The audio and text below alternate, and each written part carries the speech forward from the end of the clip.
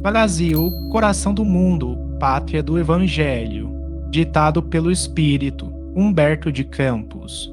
Psicografado por Francisco Cândido Xavier. Primeira edição lançada em 1938. No tempo dos vice-reis. A ação espiritual das falanges de Ismael, reunidas ao esforço dos elevados espíritos que reconstruíam as energias portuguesas, intensifica-se cada vez mais no coração das duas pátrias irmãs.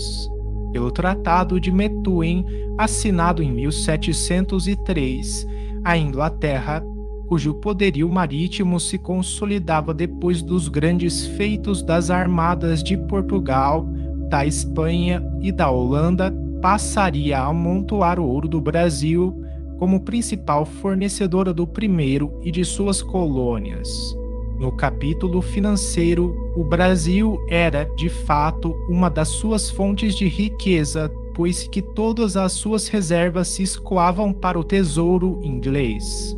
Uma sábia disposição do mundo invisível regulamentar a questão dessa forma, adotando essas providências para que a pátria do Evangelho fosse colocada a cavaleiro de novos choques de ambição nos seus territórios.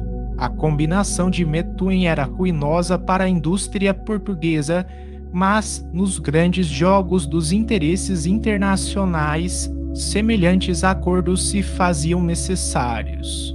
A Inglaterra ficaria com o ouro tangível, enquanto Portugal guardaria o ouro imperecível dos corações, dilatando a sua fé e as suas fronteiras, eternizando o patrimônio das suas tradições e das suas esperanças, no tempo e no espaço. Nessa época, o Rio de Janeiro já eclipsava todas as cidades do Brasil. Aí, ao lado das águas claras e puras do Rio da Carioca, onde os tamoios encontravam sagradas virtudes para a beleza de suas mulheres e para a voz dos seus cantores, já se erguia o casario imenso a descer do cume dos morros para o lençol arenoso das praias. Aí, sob o céu azul que cobre a paisagem tranquila, os governadores podem fazer, com serenidade imperturbável, seus longos expedientes para a metrópole, e os padres podem rezar beatificamente nos seus breviários, entre as paredes coloniais do convento de Santo Antônio. A sociedade tratava de aprender as regras de bem viver, de civilidade, nos livros encomendados especialmente do reino. Ao entardecer, não se cuidava de outra coisa que não fosse a iluminação dos oratórios das esquinas, únicos pontos onde, às vezes, se concentravam alguns transeuntes retardatários que afrontavam sem receio os capoeiras ocultos no silêncio das ruas ermas.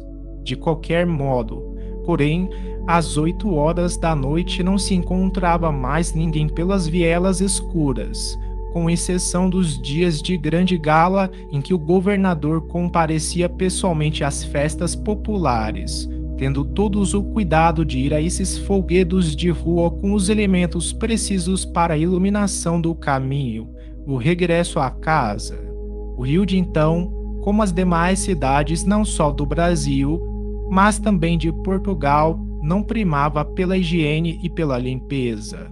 Os igarapés que conheci ainda em princípios deste século em algumas pequenas cidades do norte brasileiro, onde se viam em pleno dia homens e crianças acertando contas com a natureza, se localizavam então nos recantos mais afastados das ruas, em grandes valas dentro das quais os pobres escravos depositavam, todas as tardes, o conteúdo mal cheiroso dos largos potes de barro, carregados à cabeça. Alguns forasteiros ilustres, que nos visitaram naquela época, arquivaram tristes impressões do Brasil dos vice-reis, cheio dos mais espantosos quadros de imundície. Todavia, um dos espetáculos mais dolorosos e comovedores ofereciam nos mercados de escravos, como o do Valongo, onde os miseráveis se amontoavam aos magotes, esperando o comprador que lhes examinava os pulsos e os dentes, selecionando os mais fortes para os duros trabalhos das fazendas.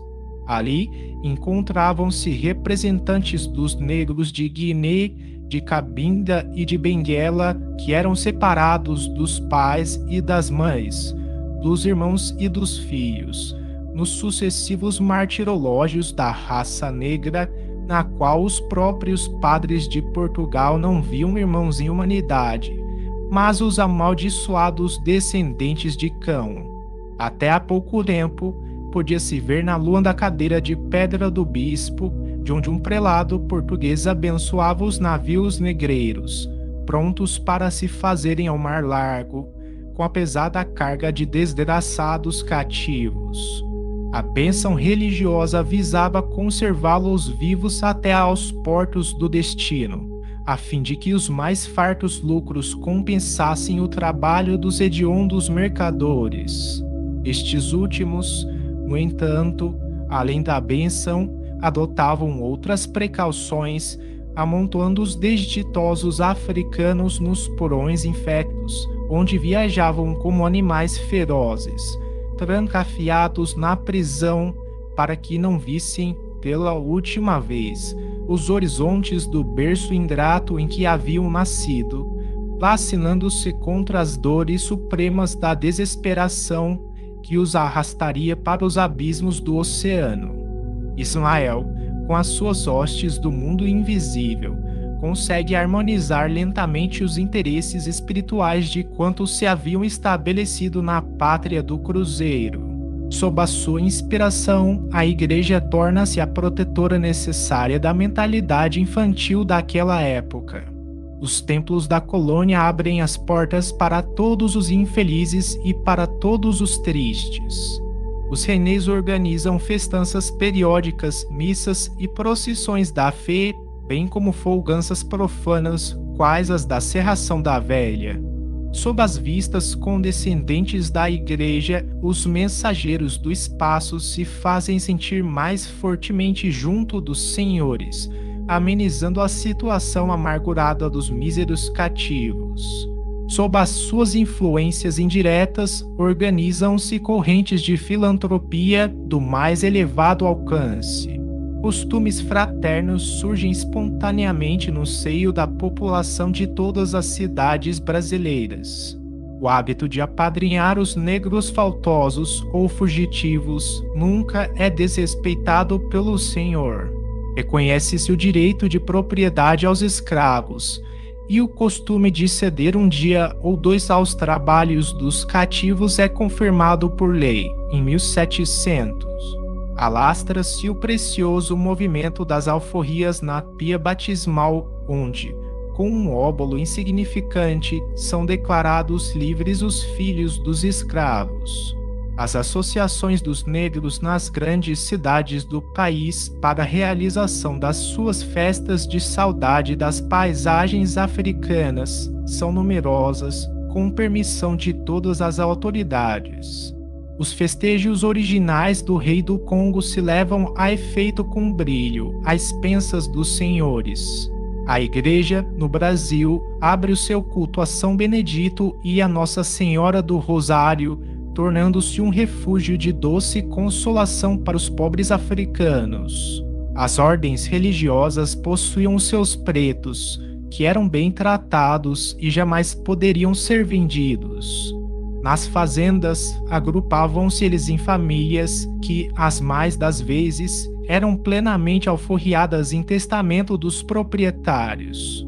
Todos os hábitos em voga, na época, dão testemunho da liberdade brasileira, porquanto, em nosso país, nunca a emancipação foi impedida por lei, como em outras nações. A filantropia dos brasileiros cedo começou o movimento abolicionista e a prova da profunda assistência espiritual que acompanhava essas ações na pátria do Evangelho é que nunca teve o Brasil um código negro à maneira da França e da Inglaterra. E a verdade espiritual, que paira acima das considerações de todos os historiadores, é que Ismael preparou aqui a oficina da fraternidade, onde os negros incompreendidos vinham erguer a pátria da sua descendência.